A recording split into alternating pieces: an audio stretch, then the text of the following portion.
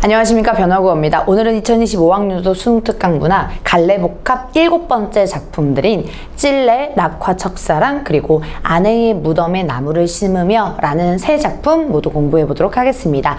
위 두 작품은요, 현대시 갈래고요. 그리고 마지막 마지막 작품 같은 경우는 수필 갈래이기 때문에 이런 식으로 시와 수필의 갈래 복합 지문은 많이 연습하셔야 되겠습니다. 작품 하나하나 분석 먼저 해보도록 할게요. 먼저 첫 번째 문정희 작품의 찔레라는 작품인데요. 한번 같이 보도록 하겠습니다. 꿈결처럼 초록이 흐르는 이 계절에 그리운 가슴 가만히 열어 한 그루 찔레로 서 있고 싶다 라고 하는 1년이 지금 나와 있는데, 우선 꿈결처럼 초록이 흐르는 계절이라고 해서 우리 계절적인 배경이 나옵니다. 그죠? 자, 근데 거기에 꽃이 이미지가 펼쳐져 있으니까 여기 이 계절은 봄을 상징하는 거겠습니다. 그리고요, 이렇게 봄을 상징했을 때 초록이라는 색채 이미지 사용된다라는 거. 근데 그 계절에요, 그리운 가슴을 가만히 열어본대요. 그래서 그립다라고 하는 정서 나오고요. 근데 무엇이 그리우냐? 가만히 열어서요, 한 그루 찔레로 서 있고 싶다라고 했을 때의 찔레 네모칸 쳐주시고. 자, 여기는 이 작품은 오늘 배우는 작품들이 다 사랑에 관련된 작품들이기 때문에 상징하는 의미가 굉장히 중요한데, 여기 찔레도 마찬가지로 흰색 꽃이에요, 여러분. 그래서 그 꽃이 사랑을 상징하는데 어떤 꽃이냐? 찔레꽃 하면 가시덤불이, 가시가 있는 꽃이기 때문에 굉장히 아픔을 간직한, 그런 상처를 간직한 사랑이 되겠습니다. 그래서 찔레를 상징했을 때는요, 아픔, 상처를 간직한 사랑이 되겠습니다. 그래서 상징적인 의미 체크를 해주시고요. 근데 서 있고 싶다라고 얘기를 했기 때문에 어떠한 소망이 되겠습니다. 그렇죠? 서 있고 싶다. 가보겠습니다. 그 다음 2연. 사랑하던 그 사람 조금만 다가서면 서로 꽃이 되었을 이름이라고 먼저 끊고 갈게요. 우선 사랑하는 그 사람이 아니라 사랑하던 그 사람이죠. 그래서 사랑하던의 그 과거의 추억을 얘기해 주고요. 그리고 조금만 더 다가섰다면 서로 꽃이 되었다라고 얘기했으니까 이 꽃은 이 사랑의 이루어짐, 사랑의 결실이 되겠죠. 근데 그 서로 꽃이 되었을 이름이기 때문에 결국 사랑이 실패했다라는 것을 볼 수가 있겠습니다. 그래서 예전에 내가 사랑했던 그 사람이 서로 조금만 다가섰다면 서로 꽃이 되고 사랑을 맺었었을 텐데, 되었을 그 이름이기 때문에 실패를 했다라는 것을 추측할 수가 있겠죠. 자, 오늘은 송이송이 흰 찔레꽃으로 피워놓고 라고 얘기하는데요. 우선 표현법 먼저 잡고 갈게요. 송이송이 흰 찔레꽃이라고 해서 이 송이송이 음성상징어 의태어 나오고요. 흰 찔레꽃, 이 색채 이미지 나오죠. 자, 그래서 앞에 나왔던 찔레랑 이어지는데, 이 흰색의 가시덤불이 있는 꽃이기 때문에 이 흰색과 초록의 색채 대비가 일어난다라고 볼 수가 있겠습니다. 그래서 초록의 이미지와 흰색의 이미지가 색채 대비가 일어난다라고 하셔도 맞게 해주시면 되겠습니다. 가볼게요. 먼 여행에서 돌아와 이슬을 털듯 추억을 털며 초록 속에 가득히 서 있고 싶다라고 얘기하죠. 자, 그래서 이 먼 여행에서 돌아왔대요. 굉장히 한 번에 가지 않고 먼 여행을 돌았다라고 표현을 했기 때문에 이 먼 여행 자체는요, 방황한, 화자가 방황했던 시간이 되겠죠. 자, 근데 그것을요, 돌아와서요, 이슬을 털듯 추억을 털어내고 싶다라고 얘기했으니까요, 그 아픔을 벗어나고 싶다, 아픔을 잊고 싶다. 우리 왜 상처, 고민 이런 거 털어내 라고 표현을 하잖아요. 그렇게 아픔을, 방황했던 시간을 돌아와서 아픔을 잊고 싶은 화자의 마음을 느낄 수 있습니다. 거기에 초록 속에 가득히 서 있고 싶다라고 하는 이 서 있고 싶다가 반복되고 있네요. 소망, 어조, 반복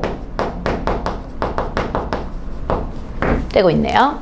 자, 그리고 그 다음 년 넘어가기 전에요. 우리 표현법하고 짚고 넘어가도록 하겠습니다. 물론 다 아시겠지만 꿈결처럼 지규법 비유적인 표현 나오고요. 그리고 찔레로 서 있고 싶다와 서 있고 싶다 방금 반복되는 거 언급드렸습니다. 자, 그리고요. 또 하나, 여기 부분 시험 문제 많이 나오는데 이슬을 털듯 지규법 마찬가지로 나타나지만 이슬을 털듯 추억을 턴다라고 하는 이 부분을 전체의 표현법 많이 나오기 때문에 표시 간단하게 별표해 주시고 표시 좀 할게요. 우선 추억이라고 하는 것들은 눈에 보이지 않죠? 여러분, 이런 것들을 뭐라고 해요? 추상적 개념이라고 하죠. 근데 눈에 보이는 것처럼 털다라고 하는 거니까 어떻게 해요? 추상적인 개념인 추억을 구체화시키고 있는 거죠. 추상적 개념의 구체화 라고 메모해 주시면 되겠습니다. 자, 그래서 이렇게 추억을 털면서 내가 이 초록 속에 가득히 꽃처럼 이 사랑을 이룬 채로 실패하지 않고 이제 방황하지 않고 서 있고 싶다라는 소망을 계속 반복해주고 있습니다. 가볼게요. 그대 사랑하는 동안 내겐 우는 날이 많았었다라고 얘기하네요. 그러니까 계속 과거 회상을 하고 있죠, 여러분. 그래서 이 과거를 떠올리고 있는데 이 사람을 사랑할 때 굉장히 힘들었나 봐요. 그래서 내겐 우는 날이 많았었다 라고 해서 아픔과 상처가 많았던 이 사랑 순간을 떠올리고 있습니다. 역시나 이 과거에 대한 얘기고요. 계속 가보도록 할게요. 우선 또 아픔이 출렁거려 늘 말을 잃어갈다 라고 얘기하는 거니까요. 그래서 아픔이 출렁거린다 시련 나타내고요. 말을 잃어갔다 라고 하는 이 외로움과 시련 이런 것들이 계속 정서가 간접적으로 볼 수가 있겠죠, 여러분. 자, 그래서 굉장히 고통스럽고 힘들었다라는 시련 이런 것들을 확인할 수 있겠죠. 근데 오늘은요, 그 아픔조차 어떻게 인식하느냐가 이제 중요합니다. 후반부로 갈수록 예쁘고 뾰족한 가시로 꽃 속에 매달고 슬퍼하지 말고요. 이제는 꿈결처럼 이 계절에 무성한 사랑으로 서 있고 싶다라고 얘기를 합니다. 자, 그러니까 되게 이 화자는 사랑을 하면서 엄청나게 힘들고 고통스러웠나 봐요. 그래서 좋았던 부분들도 있겠지만 이런 아픔, 상처, 고통 이런 것들을 좀 털어내고요. 이제는 이 아픔조차 성숙하게 극복한 채로 무성한 사랑으로 서 있고 싶다라고 표현을 하는 겁니다. 이해되시나요? 자, 본격적으로 또 필기하면서 가보도록 할게요. 우선 예쁘고 뾰족한 가시라고 표현했으니까 표현법 먼저 볼게요. 중요하니까. 예쁘대요. 근데 어떻게 뾰족하죠, 가시가? 이 가시를 표현할 때요, 상징적인 의미 먼저 찾고 가시면 예쁘대요. 사랑이기 때문에. 아름다운 사랑. 근데 뾰족하대요. 고통, 아픔. 의 같이 있는 공존하는 성격의 사랑의 특성이겠죠. 이걸 표현법으로 모순적으로 표현했기 때문에 모순형용, 역설적 표현으로 드러내고 있습니다. 역설법이요. 근데 그 가시로 꽃 속에 매달고 슬퍼하지 말고요. 이제는 극복하고요. 꿈결처럼 초록이 흐르는 이 계절에 무성한 사랑 너무 중요합니다. 무성한 사랑 네모칸 별표 쳐주시고, 이 되게 소박했던 사랑의 마음 있잖아요.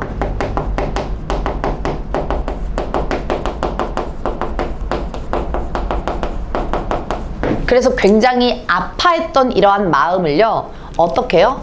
성숙한 사랑으로 극복하고 싶다 이거예요. 성숙한 사랑으로 승화하고 싶다라고 얘기를 해주는 부분입니다.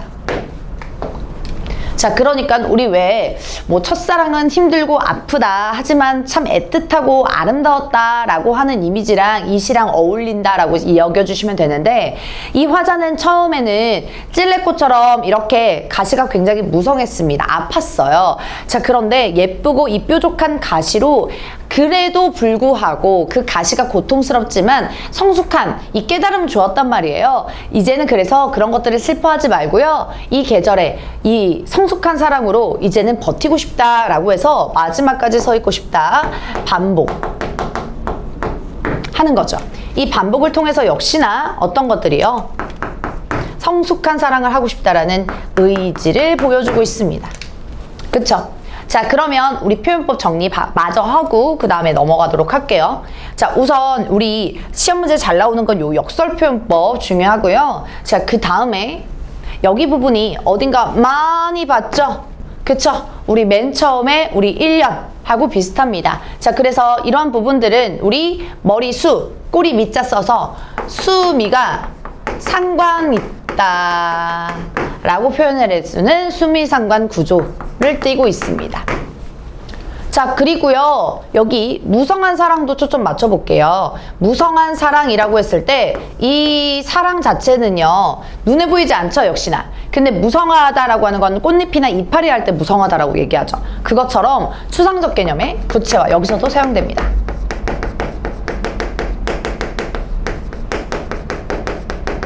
여기서도 사용되어 있기 때문에 체크 한 번만 해주시고, 역시나 반복을 통해서 의지, 이런 직유법이나 색채어 이런 것들은 앞에 표기해 있기 때문에 필기는 따로 안 하겠습니다. 여러분, 찔레라고 하는 작품은 우리 뒤에서도 정리할 테지만요, 찔레꽃이 흰색 꽃에 이 덤불 가시가 있어요. 그래서 예쁘지만 사랑을 이렇게 쟁취하려고 한다면 가시와 어떠한 고통, 아픔 이런 것들이 따라오길 마련입니다. 그래서 이 화자는요, 그런 것들을 이제는 아픈 거 그만, 이제는 성숙한 사랑을 하고 싶다라고 하는 표현으로 마무리되는 시입니다. 계속 이어서 사랑에 관련된 시 이어서 보겠습니다.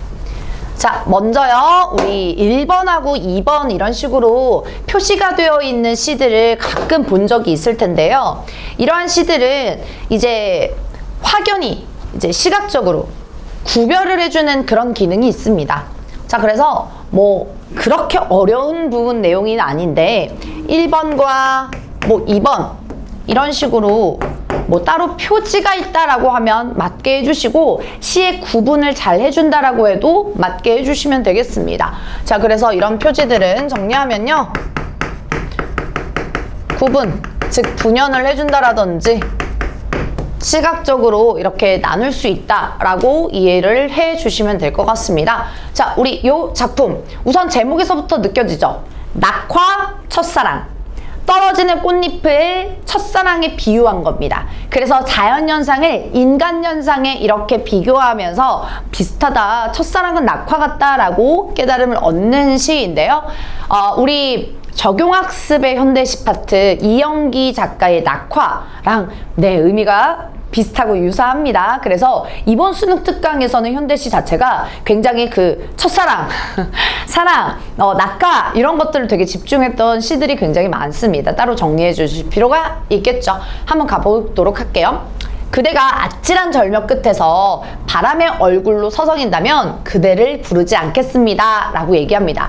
우선요, 여러분, 원간면 먼저 살펴볼게요. 자, 우선 절벽 끝에서 바람의 얼굴로 서성인다라고 한다면 이 사람 막 죽잖아요. 큰일 납니다. 여러분, 제목의 의미로 추론하면 낙화이기 때문에 저 그대는 꽃이 되겠습니다. 여러분 아시겠죠? 자, 그대는 여기에서요, 비유적인 표현으로 무엇을 하고 이해하시면 되냐면 꽃이라고 생각해 주시면 돼요.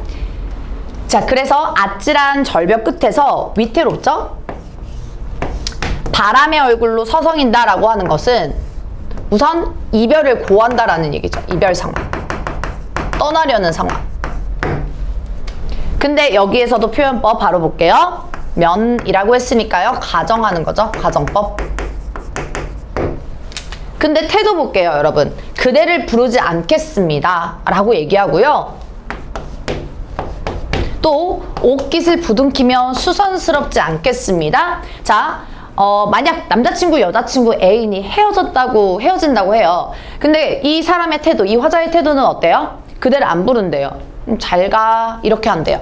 그리고 막 옷깃 부둥키면서 야 가지마 막 이렇게 하지 않는데요. 수성스럽게 하지 않는데요. 이별을 거부하나요? 이별을 수용하나요, 여러분? 이별을 수용하겠죠. 자, 그래서 이렇게 보면 이별을 거부하지 않고 수용을 합니다. 받아들여요. 거부하지 않는다라는 얘기예요.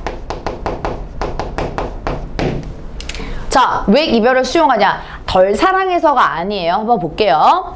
그대에게는 무슨 이유가, 연유가 있겠거니 내 사랑의 몫으로 그대의 뒷모습을 마지막 순간까지 지켜보겠습니다. 손 내밀지 않고요. 그대를 다 가지겠습니다. 라고 얘기하네요. 자, 그러니까 그대에게 무슨 사연, 이유가 있겠거니 해서요. 뭐 하는 태도? 이해하려는 태도죠. 상대방을. 이해하려는 태도예요. 그게 바로 찐 사랑이다 라고 하자는 이해하는 거죠. 헤어져? 그래, 너도 무슨 사정이 있겠지. 받아들이는 태도입니다. 그래서 내 사랑의 몫으로 라고 얘기하는 건 자신이 할 수 있는 일인 거죠. 화자가 할 수 있는 본분인 거죠.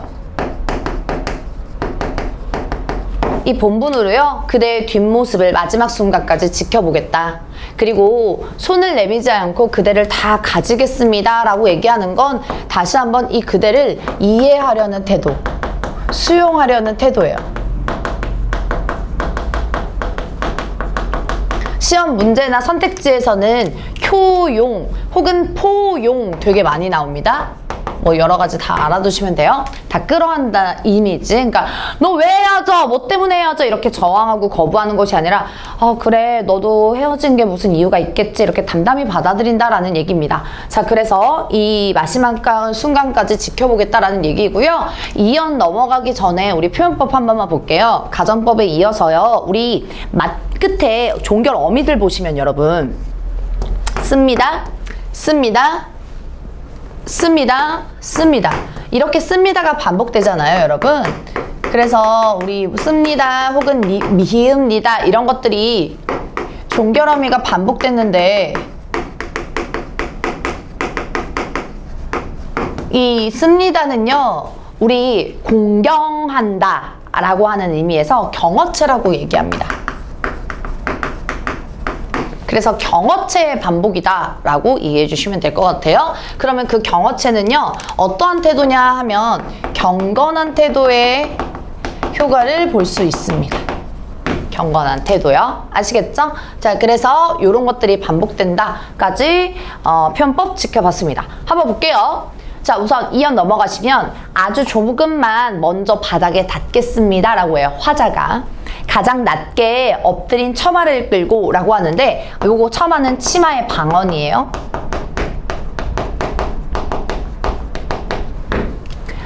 치마를 끌고요. 추락하는 그대의 속도를 앞지르겠습니다 라고 얘기를 하네요. 자, 무슨 얘기냐면 우선 그대가요, 절벽 끝에서 바람의 얼굴로 빠이 이렇게 한다면 화자는 안 부른대요. 대신 어떻게 해요? 조금만 먼저 바닥에 닿겠대요. 화자가 가장 엎드린 치마를 끌고요, 추락하는 그대의 속도를 앞지르겠다라고 하는 건 화자가 먼저 나갔다라는 거겠죠. 화자 자신이 먼저 중요하다라는 거예요. 무슨 얘기냐면요, 비유적인 표현이니까 밑에 바로 볼게요. 내 생을 사랑하지 않고는 다른 생을 사랑할 수 없음을 늦게 알았대요. 너무 중요한 부분입니다. 이 화자가 깨달음의 내용이에요. 화자의 깨달음.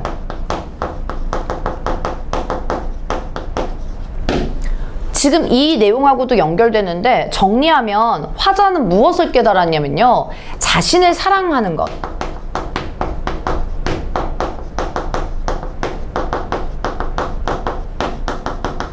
이것이 우선시 되어야 남을 사랑할 수 있다 이거예요. 다른 사람 사랑이 가능하다라는 것을 깨달았다요. 자, 어떤 내용인지 이해 가시나요? 여러분 뭐 흔히 요즘에 뭐 인스타도 많이 하시고 그리고 요즘엔 뭐 에세이에서 글귀들 굉장히 많이 보실 텐데 그럴 때도 나를 사랑할 줄 알아야 타인을 사랑할 줄 안다 이런 글귀 보이시죠? 그런 내용하고 완전 유사합니다. 네, 내가 당신이 날 헤어진다고 한다면 난 날 중심으로 날 소중하게 여길 거예요.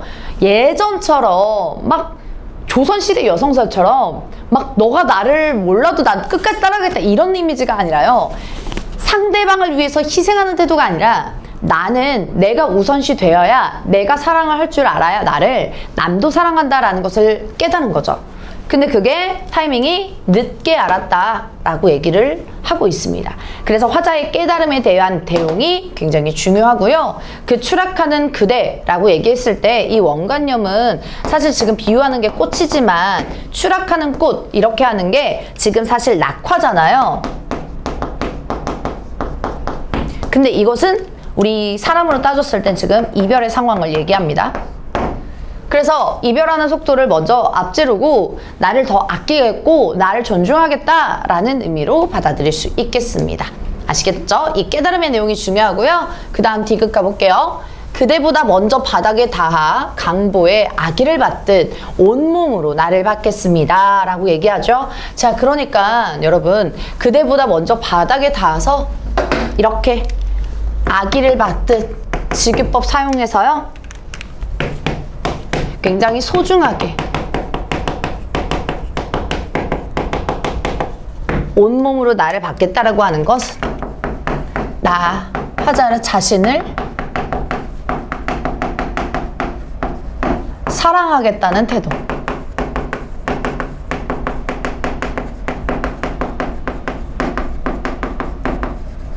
보여줍니다. 자, 그러니까 이 김선우 시인 그리고 여기 안에 있는 작가는요 어떤 깨달음을 얻었나 봐요. 첫사랑을 하고 나서는 사실 첫사랑이 보편적으로 뭐 희생적인 태도 뭔가 다 퍼주는 태도잖아요. 뭘 재지도 않고 아끼지도 않고 그리고 이별을 하게 된다면 되게 마음의 상처가 그득그득한 나가 덩그러니 있을 텐데 이 화자는 나를 사랑해주고 나를 아껴줘야 상대방을 배려해주고 아껴줄 수 있다라고 하는 태도를 이런 식으로 낙화로 비유를 했습니다. 그래서 중요한 거는요. 이 낙화라고 하는 게 자연현상인데 첫사랑이라고 하는 인간의 현상으로 이렇게 비유를 했다라는 것이 굉장히 중요하다. 그리고 연결을 했다라고 해줄 수 있겠습니다. 그런 것들을 통해서 이 정서를 강조하고 있으니까요. 아시겠죠? 자, 그 다음 작품 이어서 가보도록 하겠습니다. 그 다음 작품은 앞에 현대시 두 작품과 달리 갈래가 수필이라고 말씀드렸고요. 이렇게 수필로 되어 있는 것들은 대부분 여러분 자신의 경험 혹은 자신의 이런 생각 주된 생각 이런 것들을 중점적으로 정리를 해야 된다라는 것 정도는 아시죠 여러분? 이 작품도요 자신의 이 경험, 체험 이것을 바탕으로요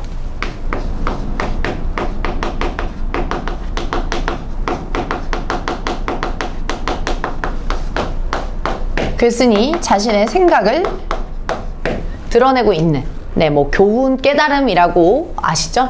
그 부분을 생각을 지금 전달하는 구조 고전적인 수필 형식으로 따르고 있습니다. 한번 같이 보도록 하겠습니다. 필자 나의 남원이라고 하는 건데요. 요 전라도 남원 그 춘향이 배경 아니고요. 남산 아래 필동이라고 하는 공간입니다. 제가 근데 여기 장소 중요하기 때문에 남원 네모 한 번만 칠게요. 공간적 배경이고요.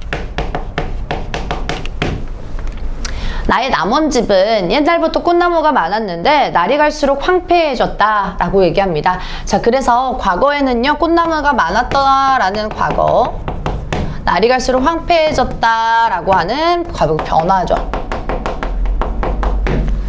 내가 주변이 없고 게을러서 가꾸지 않는 탓도 있지만 한편으로는 집이 낡아서 집 안에 꽃나무까지 가꾸기가 싫어서 그렇기도 하다라고 해요. 그러니까 나무를 가꾸지 않는 이유죠.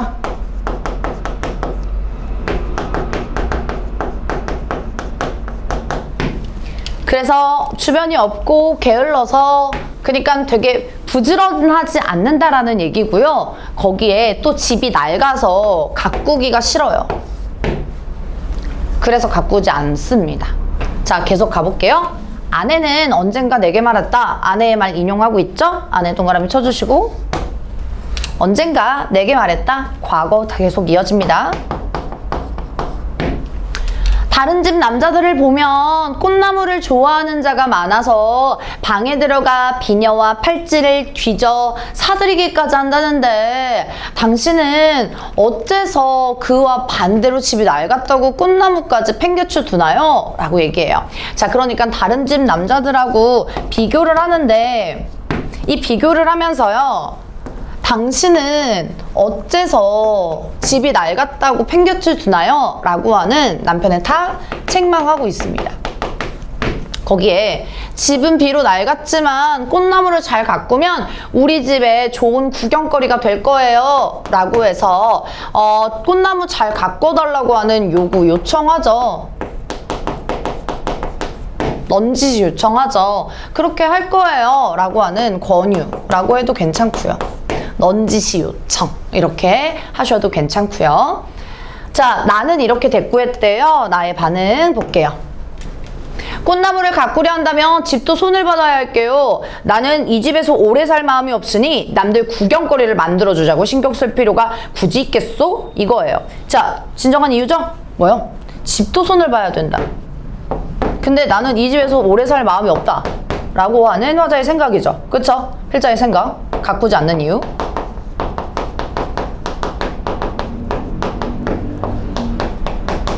계속 이어서 나오죠? 집이 낡고요. 여기서 오래 살 생각이 없습니다. 자, 늙기 전에 당신과 고향에 돌아가 집을 짓고 꽃나무를 심어서 열매를 따서 제사상에 올리고 부모님이 드시도록 하며 꽃을 구경하며 머리가 새도록 함께 즐길 생각이요. 나의 계획은 이런 것이요. 필자의 계획 다시 한번 꼭 표시할게요, 여러분. 필자의 계획은 뭐요? 늙기 전에 당신과 고향에 돌아가서 지어서 함께 즐길 생각이다.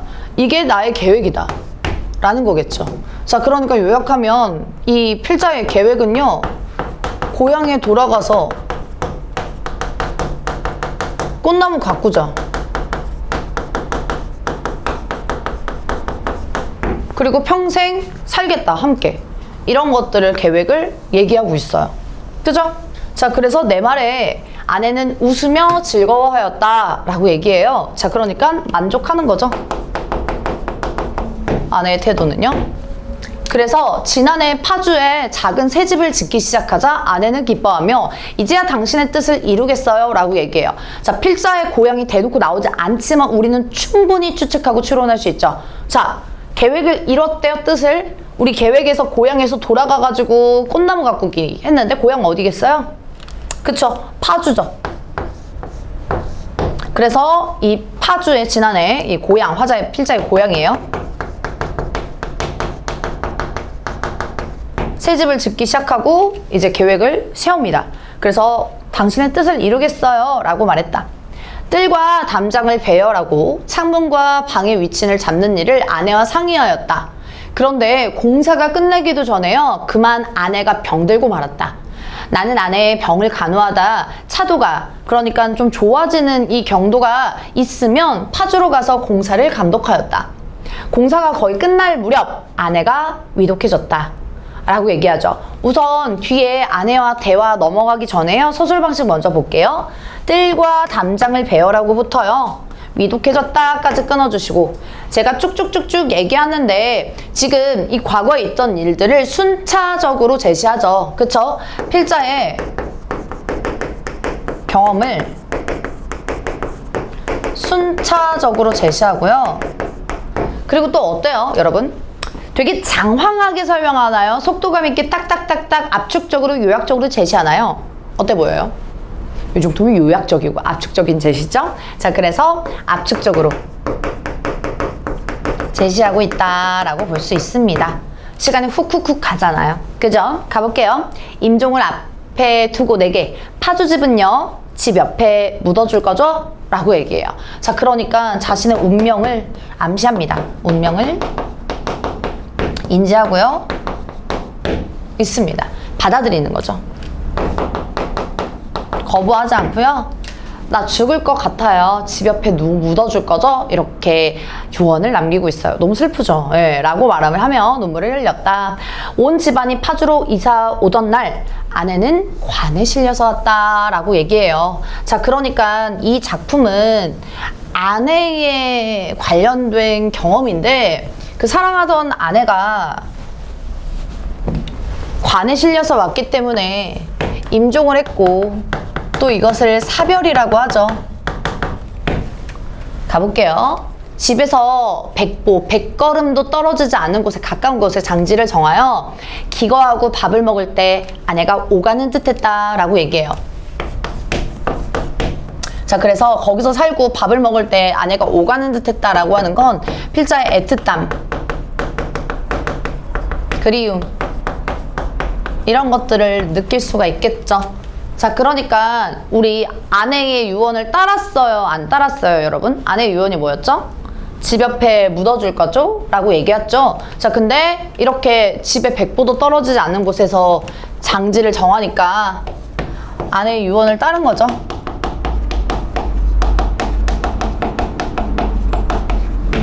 그리고 유언을 따랐더니 가까운 곳에 있으니까 필자가 혼자 계속 밥을 먹을 때 이렇게 오고 가는 것처럼 느껴졌대요. 너무너무 그립고 애틋해서요. 가볼게요. 우리 산에는 아름드리 나무가 많아 울창하기 때문에 서도에 서쪽에 많은 산들 가운데 으뜸입니다. 자, 그래서 우리 산에서는 그런 많은 산들 중에서도 되게 좋은 산이다 이렇게 얘기하고 있고요. 그리고 선조가 묻어있는 무덤 아래에 아내의 무덤을 썼기 때문에 굳이 나무를 심을 필요가 없었대요. 자, 그러니까 이 아내가 묻힌 산을 이렇게 구체적으로 제시하고 있습니다.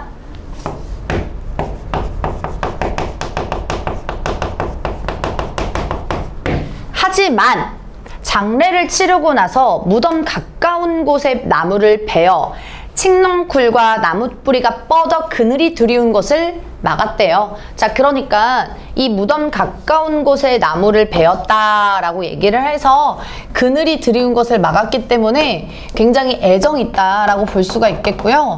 또 좋지 못한 나무들을 베어내고 소나무와 삼나무 따위만을 남겨놓자 나무들이 듬성듬성 서 있게 됐다. 그래서 다시 나무를 심기로 하여 이듬해 한식날 삼나무 치목, 그래서 어린 나무예요. 30그루를 심었다. 지금부터 내가 죽기 전까지 봄, 가을에 나무 심는 일을 관례, 습관으로 할 것이다 라는 얘기입니다. 자, 그러니까 여기에서는요, 이 필자가 그래서 다시 나무를 심기로 하고요, 거기에 죽기 전까지 봄, 가을에 나무 심는 일을 관례로 할 것이라고 하는 부분을 통해서 필자의 태도가 예전 과거와 비교했을 때 변했나요? 아니면 비슷한가요? 과거는 우리 아까 기억나죠, 여러분? 앞에서 남원 살 때요. 집이 낡아서 그리고 게을러서 주변이 없어가지고 가꾸지 않고 평생 살 생각이 없었으니까 아내가 그렇게 책망해도 나는 고향 가가지고 파주 가가지고 가꿀 거야 라고 했잖아요. 자, 근데 아내가 돌아가시고 나서 사별을 한 뒤에는 어떻게 해요? 계속 나무를 심고 그것을 꾸준히 그 하나의 습관, 관례로 내려오는 관례로 그렇게 여긴대요. 그러니까 필자의 태도가 변화됐다라는 것을 보여주죠.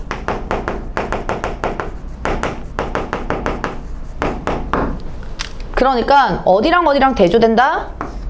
우리 앞에서 나왔던 남원과 그리고 지금 나오는 파주의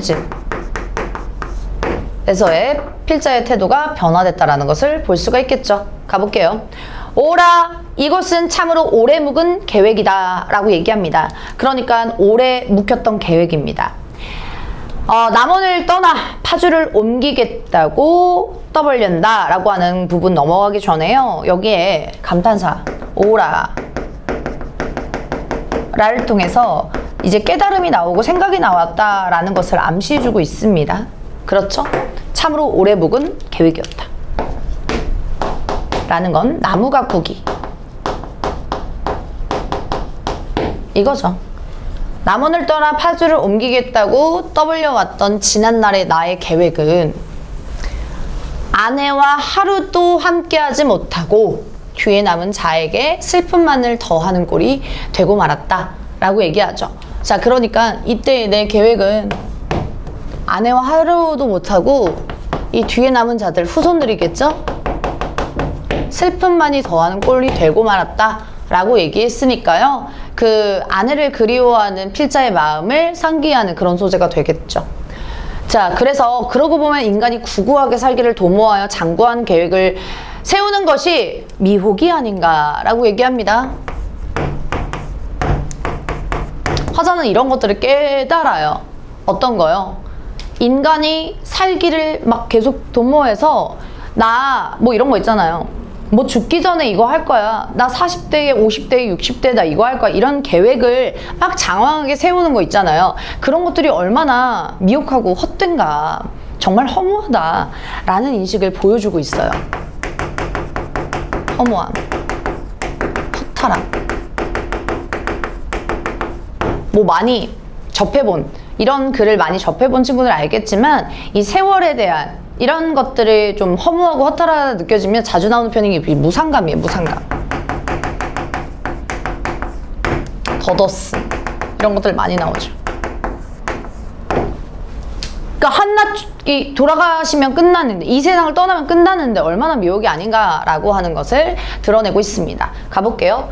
돌아보면 나는 심기가 허약해서 스스로 어떻게 될지 자신이 없다라고 얘기합니다. 자, 그래서 자신은 심기가 허약하다. 자신이 없다라고 얘기하고요. 마음이 약해진 거죠. 여생, 남은 생이요.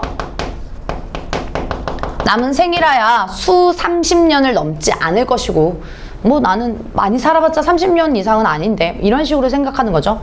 한번 죽고 나면 그 뒤로는 1000년, 100년 끝이 없는 세월이다. 그렇다면 내가 어떤 길을 선택할지 알겠으니 남원집에서 파주집으로 옮겨 산 정도에 그치지 않습니다. 그래서 여기서는 지금 나는 남원집에서 파주집으로 옮겨가지고 산 그 정도다 이거죠. 살아서는 파주의 집에서 살지를 못했으나 죽어서는 영원히 파주의 산에서 서로 살 수 있기에 즐거움이 끝이 없대요. 여러분, 이 사고관 볼게요. 살아서는 파주의 집에서 살지 못해요. 근데 죽어서는요 서로 살 수 있대요. 이거는 이 죽음, 사후에 대한 필자의 생각이 보여주는 거예요. 살아서는 아내가 먼저 떠났기 때문에 같이 살 그 계획을 달성하지 못했지만 나는 이제 죽음으로 돌아가면 사후 세계에서는 뭐다? 아내랑 평생 동안 파주에 있겠다라는 생각을 하는 거죠. 이것이 내가 무덤을 새로 쓴 산에 나무를 심고 집에 심었던 것을 종류에 따라 하나같이 산에다 옮겨 심는 까닭이다. 그렇게 하여 나의 꿈을 보상받고 나의 슬픔을 실어보내며 나의 자손과 후손들로 하여금 이제 내 생각을 알 수 있게 라는 거겠죠. 자, 그쵸? 그래서 이 죽어서도 아내와 함께하고 싶은, 죽어서도 아내와 함께 하려는 태도다. 당연히 필자의 아내에 대한 사랑이 간접적으로 당연히 느껴지겠죠, 여러분. 자, 그래서 이런 이 나의 꿈을 보상받고 이런 부분까지 묶어줄게요. 내 마음을 알게 하노니 손상치 말지어다. 이 나무를 손상하지 않게 해달라라는 거죠. 자, 그래서 나무를 심는 이유죠.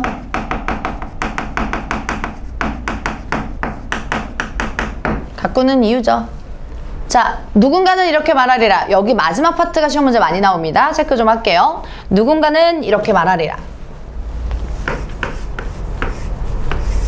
여러분, 누군가 이미 말했어요? 안 했어요? 여러분? 봤더니 안 했죠. 누군가는 이렇게 말할 수 있어 라는 상상하는 거죠.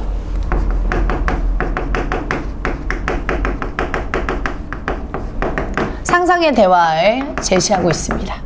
가볼게요. 어떤 내용인지. 그대는 앞으로 살아갈 방도는 꾀하지 않고 사후의 일만 계획한다 라고 얘기하죠. 죽어서의 일이죠. 죽은 뒤에는 지각이 없으니 죽은 뒤에는 생각이 없대요. 깨어난 그런 게 없대요. 계획한들 무슨 소용인가? 라고 해서 이 필자 행동을 비판하거나 반대할 수 있겠죠.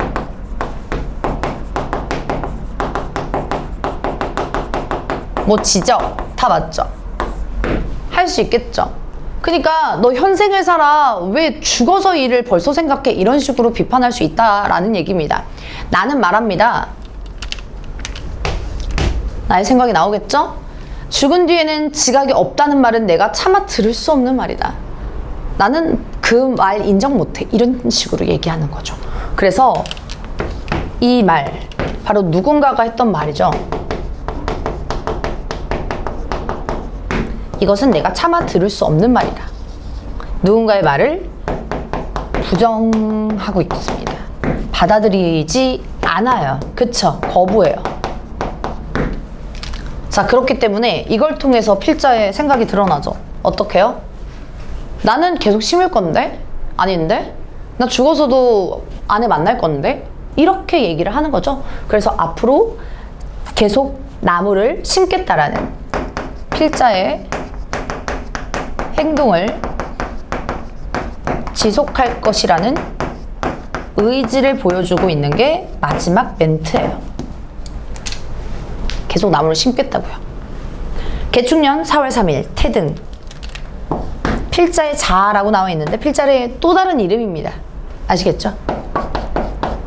필자의 또 다른 이름을 태등이라고 하고요. 부남에서 쓴다. 심노승 아내의 무덤에 나무를 심으며 라고 하는 자신의 경험, 상황을 제목으로 썼네요. 그래서 이렇게 아내의 무덤에 나무를 심으면서 누군가 왜 너는 현생을 안 살고 죽고 나서를 생각해? 라고 지적을 한다면 아니, 나는 그건 있을 수 없는 일이야. 난 죽어서도 아내랑 파주집, 이 나무를 가꾸면서 평생 동안 함께 할 거야. 라는 것을 볼 수 있겠습니다. 그래서 아내에 대한 사랑, 필자의 의지, 이런 것들을 볼 수 있는 수필이었습니다. 좀 애틋하죠. 그쵸? 자, 그 다음 우리 가나다를 간단하게 오늘 배웠던 거 정리하고 복습하면서 마무리하도록 하겠습니다. 첫 번째 가작품은요, 문정리 작품의 찔레였어요. 이 작품은 아름답지만 가시가 있는 찔레의 빛에서 사랑의 아픔과 그것을 극복하는 태도를 형성한다라고 얘기했죠. 자, 그래서 아름답지만 가시가 있는 이러한 역설적인 표현을 통해서 사랑의 아픔, 그리고 그것을 극복하는 태도, 이런 것들을 보여주고 있다. 찔레의 가시는요, 아픔을 상징하고요. 가시가 있음에도 봄날 흰 꽃을 피우는 찔레는 사랑의 아픔을 아름답게 승화하려는 화자입니다. 무성한 사랑으로 서 있고 싶다라는 구절은 지난날의 아픈 사랑을 아름답게 승화시키겠다라고 하는 화자의 다짐이 집약되어 있다라고 아까 말씀드렸죠. 찔레는 뾰족뾰족한 이러한 가시를 가지고 있는 이 꽃인데 사랑은 역시나 고통은 수반되지만 그것을 아름답게 성숙으로 극복하고 싶다라고 하는 이런 찔레 작품이었고요. 주제는 이별의 슬픔을 아름답게 승화시킨 성숙한 사랑이었습니다. 나 작품도 바로 간단하게 보시면 이 작품은 떨어지는 꽃에 빗대어서 이게 바로 낙화죠. 사랑하는 사람과의 이별을 통해서 얻게 된 정신적 성수, 이런 것들을 인간의 첫사랑 형상화하는 거죠. 자, 그래서 첫사랑에 실패한 화자는 그런 상황을 담담히 수용하고요. 사랑하는 사람을 위해서 고통마저 기꺼이 감내한다라는 의지죠. 자, 그래서 떨어지는 나를 온몸으로 받겠다라는 것은 진정한 사랑을 위해서는 자신부터 먼저 구원해야 된다라는 깨달음. 자, 그래서 상대방, 사랑하는 사람을 뭐 별로 안 좋아하거나 이런 건 아니에요. 좋아해요. 좋아하니까 그를 위해서 감내하고 인정하고 어떻게 해요? 받아들이면서 이해한다라는 거예요. 자, 그런데 그 전에 있기 전엔 나는 다른 사람 타인을 진정으로 사랑하려면 나도 진정으로 사랑해야겠구나 라는 깨달음을 얻었던 시입니다. 그래서 첫사랑의 실패를 통해서 깨달은 사랑의 본질이었고요. 마지막 작품, 우리 이 작품의 원제는 신산종숙이다라고 하는 이때의 기라고 하는 수필 갈래입니다. 아내를 사별한 슬픔하고 이 일을 이겨내려는 의지입니다. 메인 주제는요, 그래서 이게 한문수필이기 때문에 원 제목이 기라고 하는 거. 여러분 기 많이들 들어보셨을 거예요. 뭐 상기 혹은 수호제기 이런 작품들 많이 보셨을 텐데 그 중에 하나다라고 생각해 주시면 되겠습니다. 자, 그래서 기승전결로 연결된다라는 것이 굉장히 중요하고요. 기승전결. 사단 구성력. 글쓴이는 아내와 함께 자신의 고향인 파주로 돌아가서 집을 짓고 꽃나무를 가꾸는 일을 꿈꿔왔는데 집이 완성되었을 때는 아내가 죽어서 꿈을 이루지 못하죠.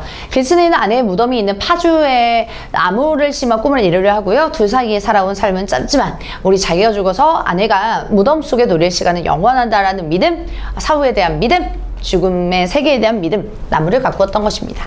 그래서 사별한 아내에 대한 영원한 사랑, 다짐 이런 것들을 보았던 작품이죠.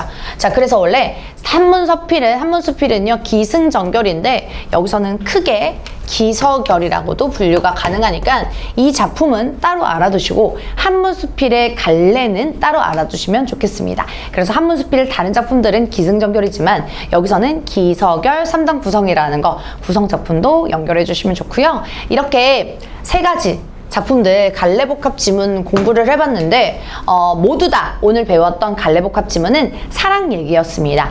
첫사랑부터 사별에 대한 것까지 여러분 작품 주제 통합으로 공부해 주시면서 따로따로 표현법까지 숙지하시길 바라겠습니다. 오늘 강의는 여기까지고요. 저는 다음 강의에서 만나 뵙도록 하겠습니다. 고맙습니다.